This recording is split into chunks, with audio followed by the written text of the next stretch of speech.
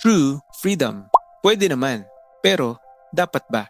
Meron tayo isang prinsipyo sa buhay that we think that this is my life and I will do what I want. But the Bible does not define freedom that way. Ang sabi ng 1 Corinthians 10:23-24, everything is permissible, but not everything is beneficial. Everything is permissible, but not everything builds up. No one is to seek his own good, but the good of other person. Lahat naman ay pwede, pero ang tanong, ito ba ay makakabuti? Dahil alam natin na hindi lahat ng gusto natin ay tama at dapat.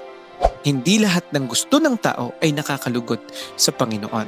Ang tunay na kalayaan ay hindi paggawa ng kahit anong maisipan, kundi ang pagiging tunay na malaya sa pagkaalipin ng kasalanan. And God wants you to be free. Ito ang ating pag-uusapan ngayon sa ating pag-aaral, ang tunay na kalayaan. Samahan niyo po ako. There is a story in the Bible which is very famous, which is the prodigal son. Alam natin ang kwento na itong bunsong anak na ito, nag-decide siya na kunin ang kanyang mana mula sa tatay niya. Buhay pa yung tatay niya pero pinapatay niya na. Tapos gusto niyang umalis ng kanilang pamamahay, spend ang lahat ng yaman na meron siya para sa mga bagay na gusto niya.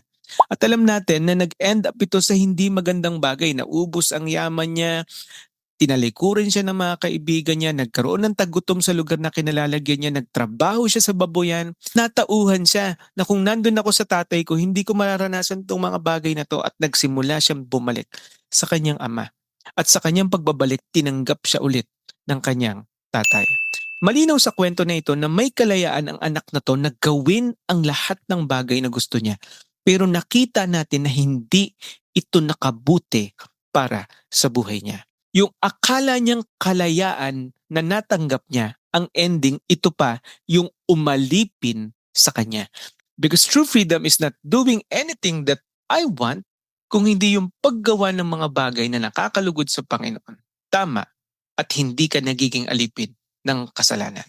Sabi ng Galatians 5:1, it is for freedom that Christ has set us free. Stand firm. Tumayo ka, manindigan ka. And do not let yourselves be burdened again by a yoke of slavery. Huwag mong hayaan na ikaw ay maging bihag ng stronghold ng mga kasalanan sa buhay mo. Parang ginawa ng Diyos sa mga Israelites. Pinalaya na sila ng Diyos mula sa bondage sa Egypt. Malaya sila papunta sa promised land, pero sa kanilang paglalakbay sa wilderness, bagamat nararanasan nila yung pagkilos ng Panginoon sa buhay nila, gusto nilang manumbalik doon sa lugar na kung saan umalipin sa kanila. Kasi feeling nila mas komportable at mas masarap sa lugar na yon. Alam mo, ganyan ang kasalanan. Ipapakita niya sa iyo na masaya dito. Ipaparanas niya sa iyo na mas okay to. Ito yung hinahanap ng katawan mo. But the truth of the matter is, yung consequence ng mga bagay na masarap para sa atin ay napakabigat at napakahirap. Unti-unting sinisira ang ating buhay. Kaya nga sinabi ni Paul sa mga taga-Corinth, mga kapatid, lahat ay pwede, pero hindi lahat ay makakabuti. Kung tutuusin si Pablo, ang gaganda ng credentials niya sa buhay. Pwede naman siyang mag-quit na lang sa calling niya. Pwede niya namang gawin yung ibang plano niya sa buhay. Pwede niya namang ituloy yung mga pinag-aralan niya dati. Pero lahat ng iyon ay kanyang tinalikuran dahil nakita ni Pablo na walang maipapantay sa pagkakilala niya sa Panginoon, sa buhay niya sa Panginoon, kaysa sa lahat ng bagay na nandito sa mundong ito. Kaya sinabi niya in the book of Philippians, for me, to live is Christ and to die is gain. Bakit ba mahalaga na pag-usapan at pag-aralan natin ito? Number one, because not everything is beneficial. Hindi lahat ay makakatulong para sa iyo bilang isang Kristiyano, bilang isang tao, hindi makakatulong sa paglago mo. Sabi ng Bible, pwede mo namang gawin yan. May choice ka naman. May free will ka naman. Pero tandaan mo that whatever a man sows, he shall reap. Ang tanong, will it really benefit your life? Baka naman yung benefit lang yan ay temporary o panandali ang gusto lang ng laman. Pero yung consequences niya, yung true benefit niya, ay hindi mo talaga mararanasan kundi sisirain ka pa. Tapos sabi pa, not everything builds up. Makakatulong ba yan sa pag-establish ng buhay mo? Pangalawa, dapat din nating maintindihan that false freedom can turn into slavery.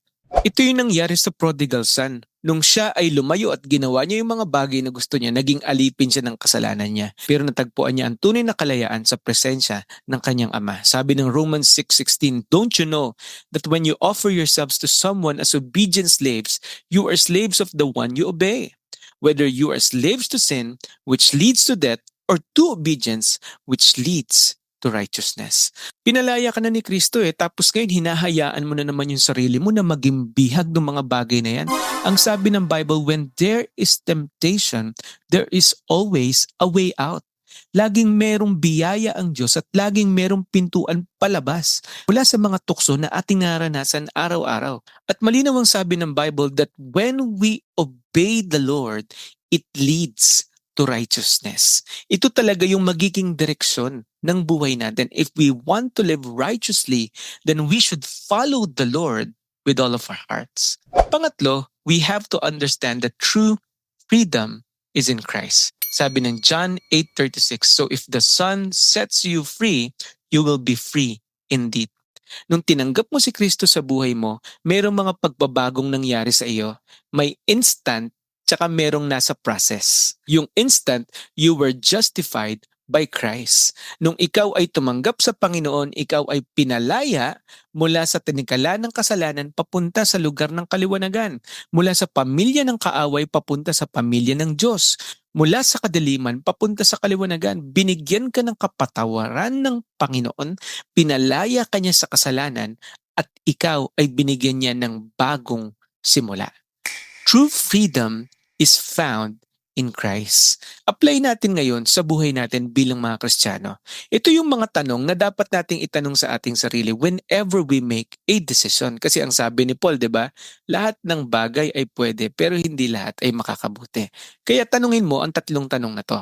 Number 1, makakabuti ba ito sa akin? Will it really benefit my life? Talaga ba na magiging benefit ito sa buhay ko? O baka naman ito pa yung maging cause para tunay na masira ako? Will it build up or will it break you down?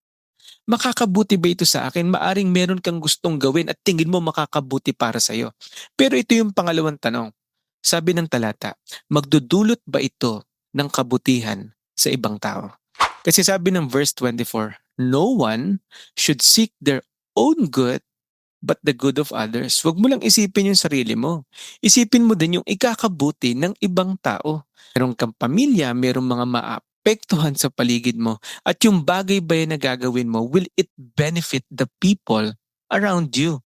Sabi ng Galatians 5:13, you, my brothers and sisters, were called to be free, but do not use freedom to indulge the flesh. Rather, serve one another humbly in love. Sabi nga ni Jesus, the greatest commandment is to love God and to love others. Hindi ka nabubuhay para lang sa'yo. Kapag masyado kang nakatingin sa sarili mo lang, yung mga choices na pinipili mo ay sa sarili mo lang, darating ang panahon na lalamunin ka ng mga choices na yan sapagkat ang naging pundasyon ay puro selfish decisions.